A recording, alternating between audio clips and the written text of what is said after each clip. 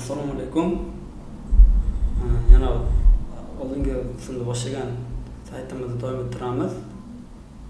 Demak, saytimizda o'tgan safar home sahifasini, ya'ni bosh sahifani home loyihasini, ya'ni hali stillar berilmagan jarayon tayyorlab olgandik. Endi about va kontaktini ham shuni qilishga harakat qilamiz. Va shu bilan keyin CSS bilan birozgina ishlaymiz. Demak, about sahifasiga o'tamiz. About sahifasi menda bo'sh turibdi.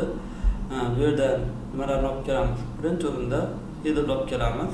Header deyarli barcha sahifada bir xil bo'ladi, faqatgina birozgina o'zgarishlar bilan. Aboutda turganda mana bu qism bo'lmaydi.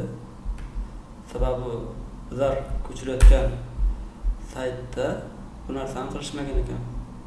Mana bu saytda about qismiga o'tadigan bo'lsak,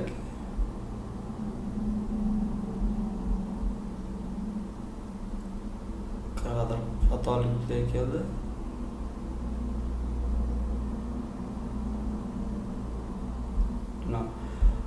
Vazifasi boya ochayotganda yana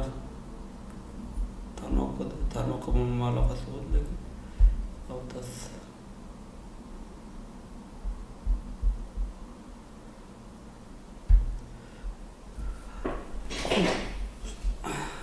onasi ochilmayapti, nimagadir xato berib davom ettiraveraylik. Demak, navbar qismini o'zi qoladi, div qismi, ya'ni mana bu HTML da yozgan showcase klassiga ega bo'lgan div qismi bunda bo'lmaydi, aboutda bo'lmaydi. Va aboutga yana indeksdan footerda ham olib kelamiz.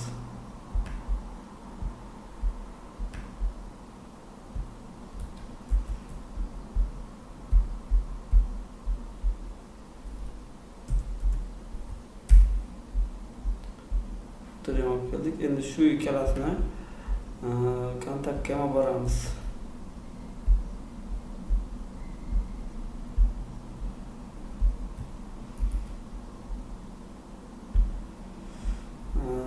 Boyagini ochishni hammasini bildim.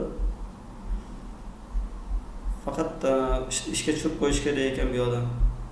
Mana aboutimiz va kontaktimiz.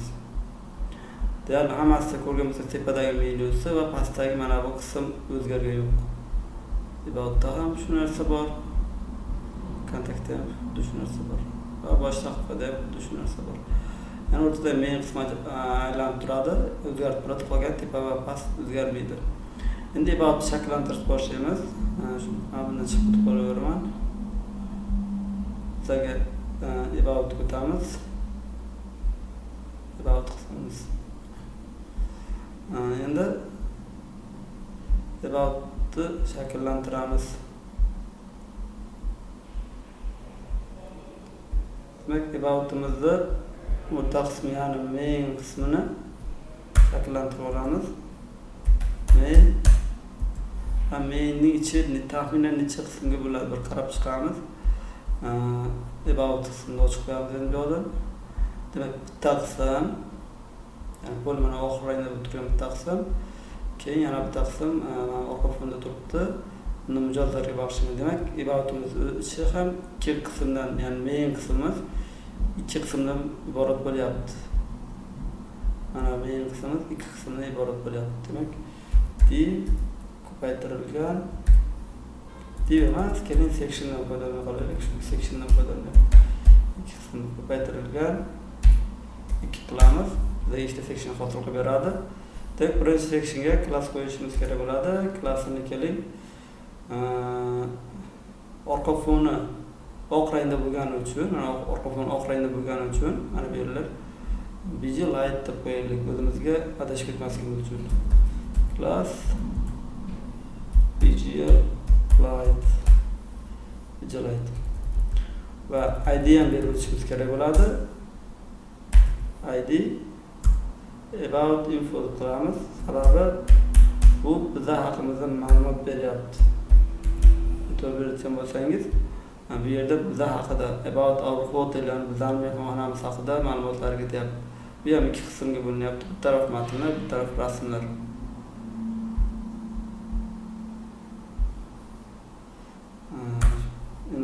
ochamizda, demak, birinchi konteynerga olamiz. Ikkala qismni ham, ya'ni rasmni ham, matnlarni ham ikkala qismga olamiz. Buning uchun konteyner klassdan foydalanamiz. Konteyner nom qo'yib olamiz. Keyin endi ikki qismga bo'lamiz konteyner uchun. Birinchisi image qismga, ikkinchisini boyagi mana bu matnlarimiz joylashib turgan qismlarga bo'lib olamiz. Bir taraf image, bir taraf rasmlar, matnlar. Demak, birinchi klassimizniki bo'ladi info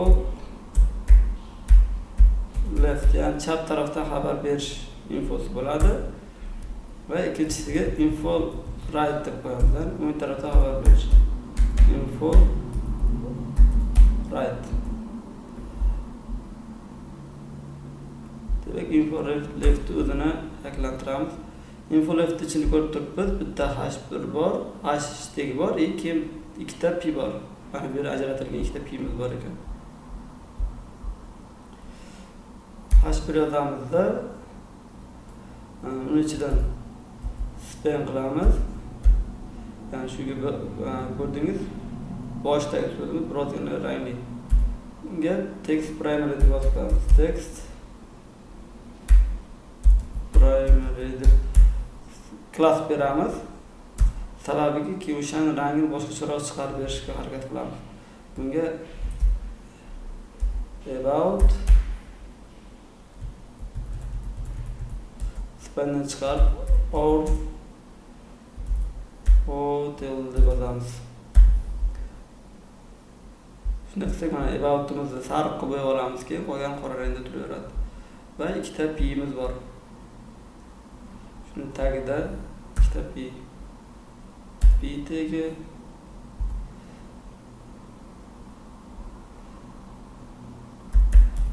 lorem 40dan 6dan kichiktirib qo'yamiz va buni ikkitaga ko'paytirib yana bitta osib qo'yamiz. Shunda mana bu ikkita orasi ochiq turgan matnimiz hosil bo'ladi. Endi mana rasm tarafiga ham e'tibor beramiz. Rasm tarafiga endi rasm yuklashimiz kerak bo'ladi.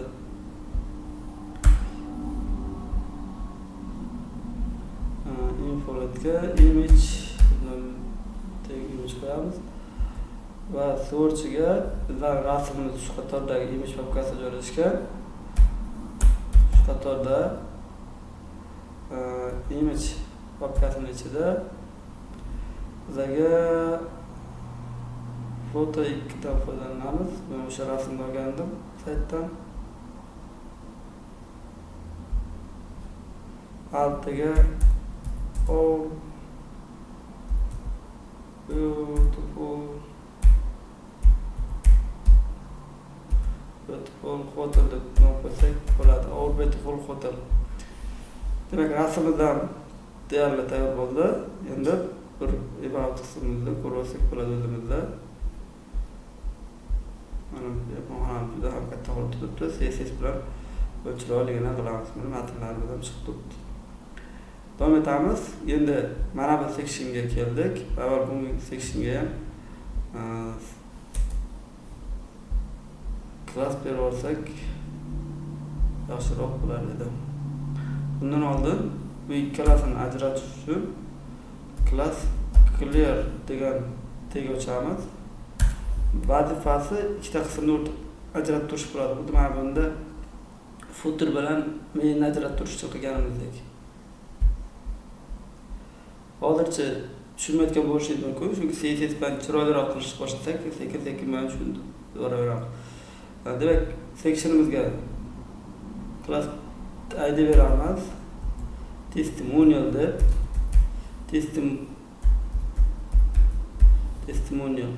testimonial degani bizlarni mehmonxonamizda kelib foydalanib ijobiy taassurot yoki bo'lmasa o'z fikrini qoldirgan mijozlarimiz tushuniladi.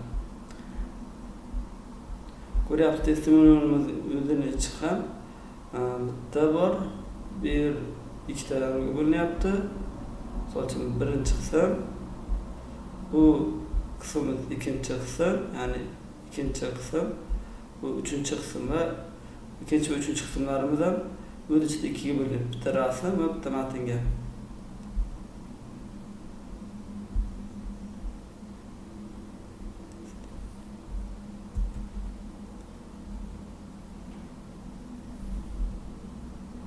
Mijozlar bugungi testimonial desak bo'ladi. Hop, keyingi qiladigan ishimiz buni ham korobkaga solishimiz kerak. Buning uchun konteyner degan klass hosil qilamiz. Konteyner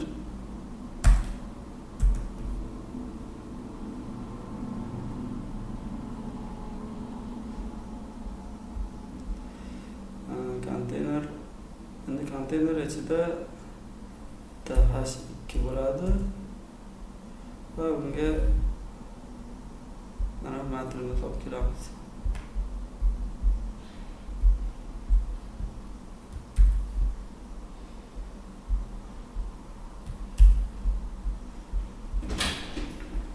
Keyin pastdan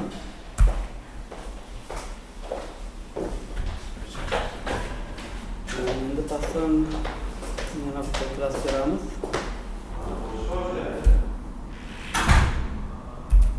Testimonial har bitta testimonialimiz uchun bitta klass va birodarlar ular orqa fonni, ya'ni ko'rib turganimizdek bitta mana bu qism testimonial, orqa foni ham bor. Orqa fonni sal boshqacha holatda turibdi. O'shani keltirib o'tishimiz kerak. Testimonial shuncha pg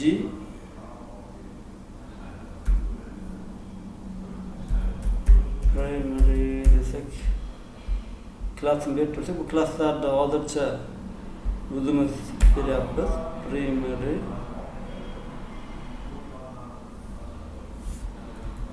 keyin CSS bilan ishlatamiz. pg primary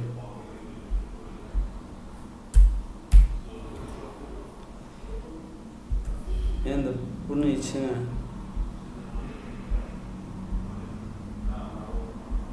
image qilishimiz kerak bo'ladi. Image rasm yuklaymiz. Chunki mijozimizda rasm bor. Bunga shu image qator tasvirni chiqaramiz. Person tanlaymiz.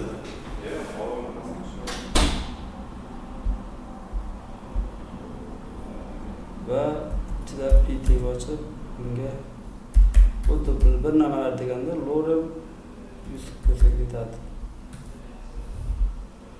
Va buni kopiya qilib, shuni pastga tashib qo'yaman, ya'ni ikkinchi mijozimiz uchun ham.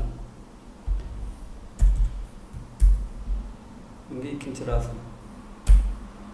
Shunda bizlarni mana bu ikkita mijozimiz gapirgan bir nimalar deganda bo'ladi. O'zimizga o'tadigan bo'lsak ham about hotel, birinchi mijozimiz, ikkinchi mijozimiz va bir nimalar deyilgan holatdagi holat.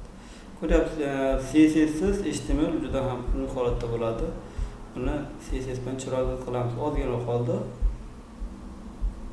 Deyarli about qismimizni ham shakllantirib oldik. Endi kontakt qismiga o'tamiz. Kontaktda bitta kontakt, keyin inglizchada biz bilan bog'lanish haqida ma'lumot qoldiryapti. Name, email, message va submit tugmasi. Pastda ikonkalarimiz bor ekan. Ikonkalardan foydalanishni boshlaymiz keyin. Tepadan kelamiz.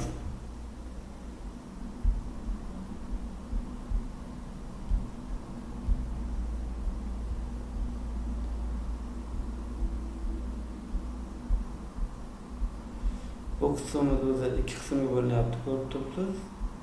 Bitta oq bunli va bitta qora rang.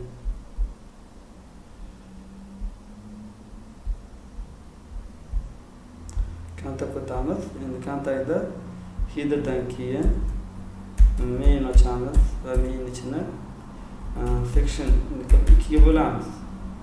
Va aytgandek bitta oq qism va qora qismlarga, mana bu oq qismi bitta qism polli va keyingisi qora qism polli bitta qism. Endi section birinchisiga klass beramiz albatta.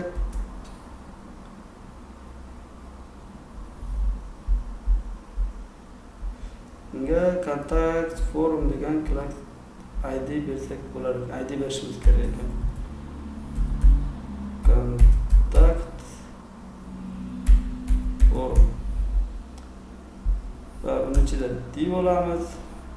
Bu konteyner vazifasini bajarib beradi. O'zi konteyner klassi doimiy loyihalarda qo'llaniladi. Vazifasi, ya'ni konteyner klassi qo'shadi, hali Bootstrap kabi texnologiyalar o'tamiz, bunday konteyner bo'ladi. Xullas, konteyner klassini nom qo'yib olib ishlatishdan maqsad o'z nomi bilan konteyner quti degan vazifani bajaradi. Quti bo'ladi bu sayt. Buning ichida tovarlar tekst saqlanadi. Yani chiqib ketmay tovarlar tekst saqlab turish uchun, ishlab turish uchun ishlatiladi. Bu ham vazifasi shunday elementlarni chiqib ketmasdan bir tekst ishlab turish uchun ishlatiladi. Keyingi beradigan tegimiz bu H1 beramiz. Sababi yuqorida contact us degan so'zimiz uchun. Buning ichida span, bunga class beramiz. Text primary va ichiga contact deb bosib qo'yamiz. Contact us biz bilan bog'laning. Keyin pitagi ochib, mana bu shunday ko'p qilib qo'ysam maylimi? Shuni olib kelaylik.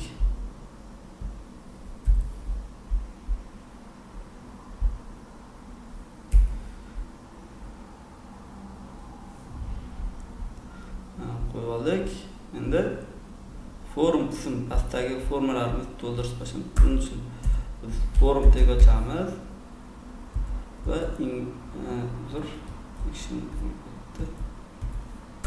va uning ichida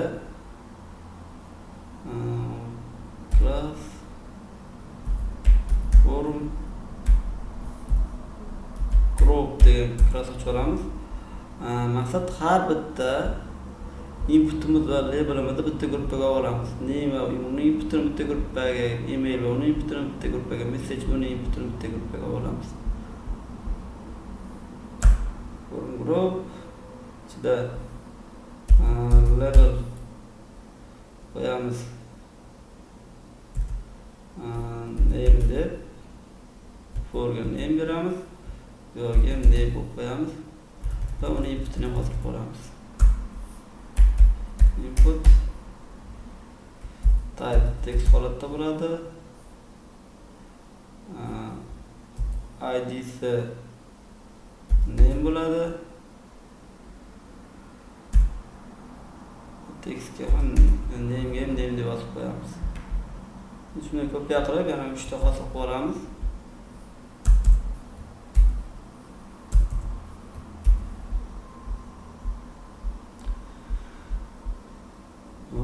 Endi bunga message oxirgisi va name message bo'ladi. Bu ham message har bitta inputga name orqali name qo'yib olyapmiz. Message idlar esa CSS bilan ishlab olish uchun bu esa type text qolib turaversin, lekin bu input emas, text area bo'ladi. Text area. Va buni yopuvchi qismini qo'yib qo'yishimiz kerak bo'ladi. Mana message endi yuqoridagi timlikka email ni ham email qilamiz. Type'ini bu amal text holatda turaversin. Email bo'ladi. Mail bu ham email bo'ladi. Demak, kontakt qismi ham sectionimiz bo'ldi. Buni yopib turamiz. Endi ikkinchi sectionimizda ID va klasslarni berib, buni ham hosil qilib boshlaymiz. Demak, orqa fon qora bo'lgani uchun klassga hozircha nom berib turaman. PG dark deb va bunga ID ham berib o'tamiz. ID-siga contact info deb ID bersak bo'ladi. ID contact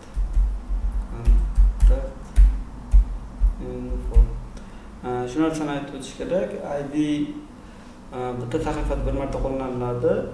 Agar boshqa sahifalarda mana shu kontakt info kabi shu kabi qo'llanilgan bo'lsa, hech ajablanmang, u boshqa sahifada turibdi.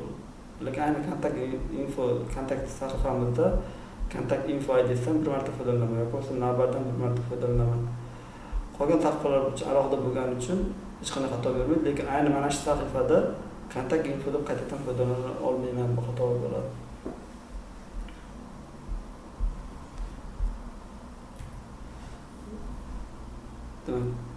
Keyingi ishimiz albatta buni ham konteynerga olish. Hozircha hech qanday konteyner olinmaydi, chunki bu klasterali CSS bilan boyitilmagan. Buning ichidan box degan klass ochib olamiz va hozircha TI va ichiga icon deb yozib turaman va pastdan H3 da mana bu so'zlarimiz ya'ni nisbatan ko'rib turibsiz kattaroq holatda chiqyapti. Location qo'yamiz va biroz pastdan P tagida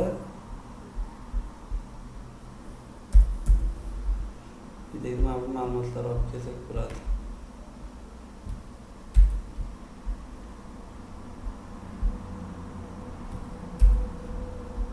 Endi shuni boxni ko'pga 3 taga ko'paytirib olaman. Qaytadan yozib o'tirmasligi uchun. Demak, keyingi phone number buni olamiz.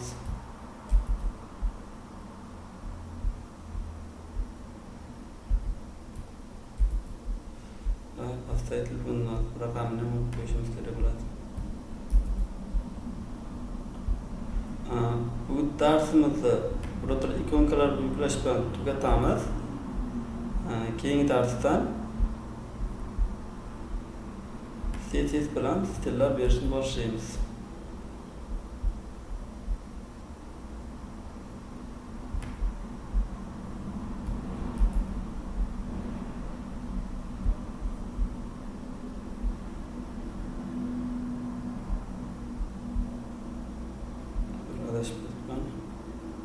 Yuqoriga berilish kerak.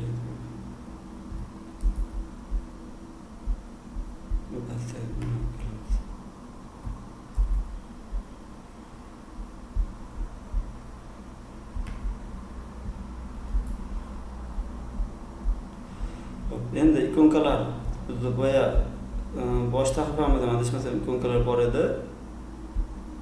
Mana kontakt sahifasida bor. Home sahifasida ham ikonkalarimiz bor. Mana ikonkalar. About'da-chi? About'da yo'q ekan. Demak, ikonkalarni boya biz birinchi sahifamizga Stden.js yordamida linkni olib kelgandik. Mana linki turibdi. Buni qolgan sahifalarimizga ham qo'yib chiqamiz va font aslidan ikonkalar olib kelamiz. Shu bilan keyin bugungi darsimizga kontaktda ibodat shart emas. Yakunlaymiz. Bundan tashqari bu yerga CSS'imizni ham ulab qo'yishimiz kerak bo'ladi. Bizdan CSS'imiz link va bu shu qatordaligini bildirib turish kerak. Shu qatorda CSS papkasining ichida star CSS bo'lib joylashgan. Buni about'ga ham ko'chirib olsak bo'ladi. About'ga ham ulab qo'yamiz.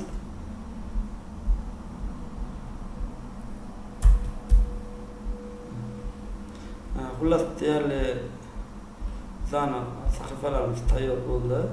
Misol uchun ko'rishingiz mumkin, qo'lga o'tadi.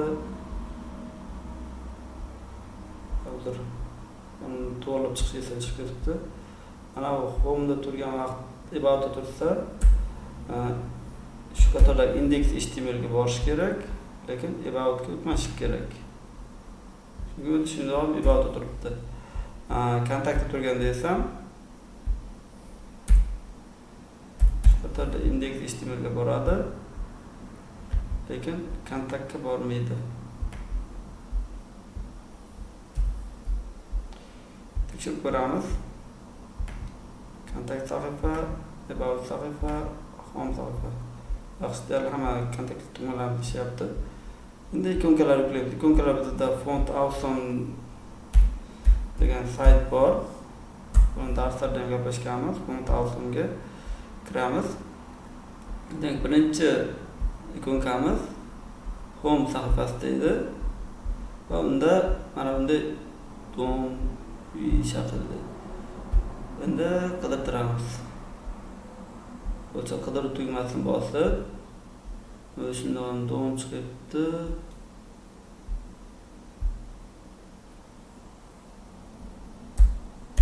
House yoki bo'lmasam chiqadimi ekan bizga House'da. Pro versiyalar pulli, Pro o'zi turgani usiz tekin.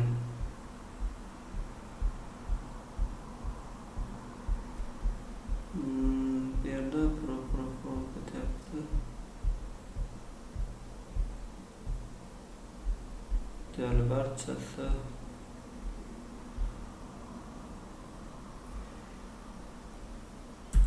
dom ko'rinishidagisi.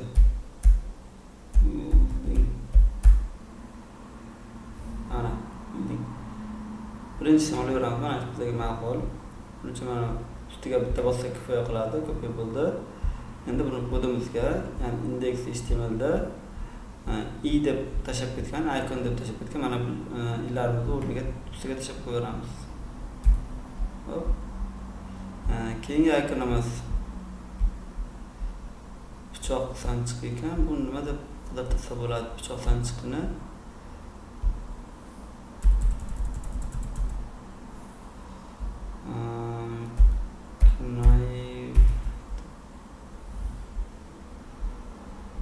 Mana. Rasteknik bo'ldi. Bosyapmoqchi bo'lsam bu rasmlarimiz. Va oxirgisi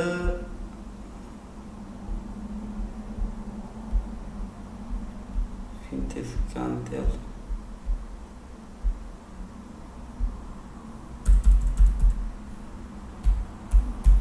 Nesti bu adashmasam.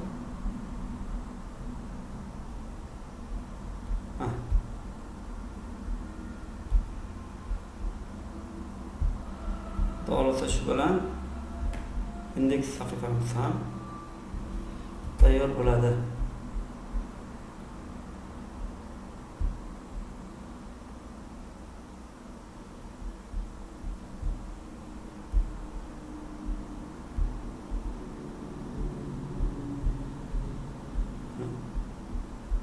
Faqat hali tamomlab qo'yamiz. Qo'yildi. Mana endi chiqdi. Xullas. Home sahifasi tayyor bo'ldi. Endi kontaktdagi rasm kungachalarni qo'yib qo'yamiz. Kontaktda bu yerda nima bor edi? Bunda ham hozirgi dom, fon va dom emailga bunga mas'ul emailga mas'ul qo'yib qo'ysak bo'lar ekan. O'zimiz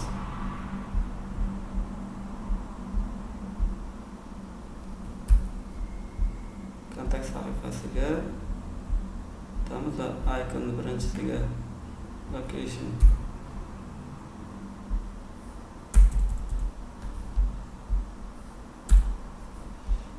keyingisiga telefonni qidirtiramiz.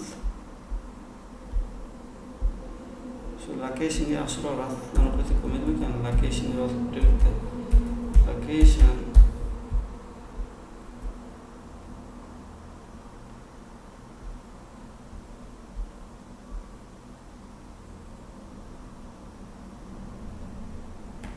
shuni aloqalaylik location. O'zdan men location bo'lib tursin.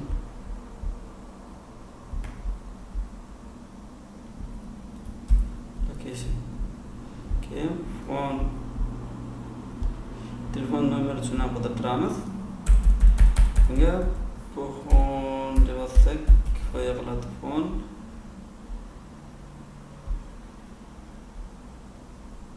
Bunda bunaqasiga joylashgan ekan. Endi mana buni olamiz.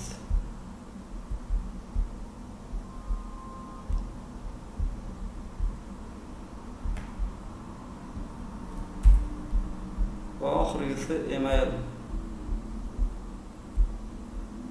Mana bunga emailni bosib qo'ysak.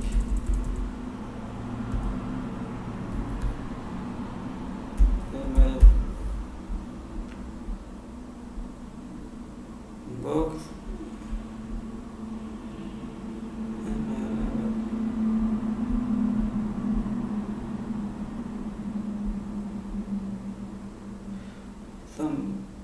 Qaysi mana bu versiyani tanlaymizmi? Shuni tanlab qo'ya qolaylik.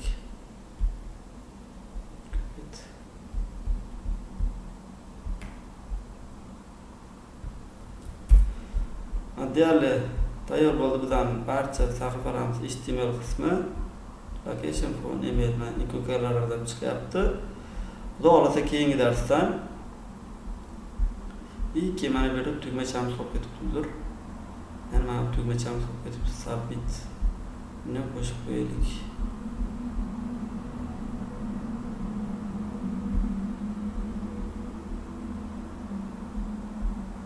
Bunga button submit deb qo'ysak bo'ladi. Mana bu tagidan button